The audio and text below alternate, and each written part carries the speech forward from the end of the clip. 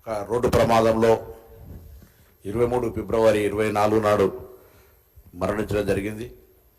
వారికి సభ పక్షాన హైదరాబాద్ ఇన్ఛార్జ్ మంత్రిగా ఆ రోజు చనిపోయిన వెంటనే ముఖ్యమంత్రి గారి సూచన మేరకు ఆదేశం మేరకు అక్కడికి వెళ్ళి ప్రభుత్వం తరఫున కూడా అన్ని చర్యలు తీసుకోవడం జరిగింది.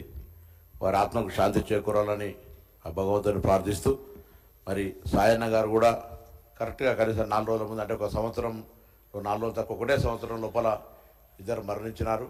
ఒక యువ శాసనసభ్యురాలుగా హైదరాబాద్కు సంబంధించినటువంటి నగర అభివృద్ధిలో ఉన్నటువంటి ఒక 15 మంది శాసనసభ్యుల్లో తను కూడా ఒక పాత్ర వహించి ఈ హైదరాబాద్ సంబంధించిన అభివృద్ధికి ఒక భాగస్వామిగా ఈ యొక్క యువ శాసనసభ్యురాలుగా ఉంటుందని ఆశించాం.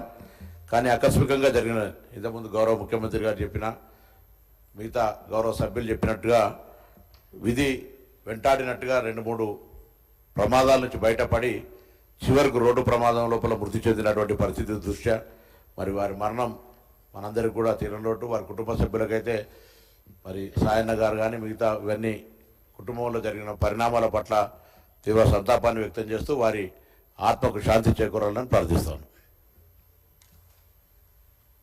श्री बलाला गारू.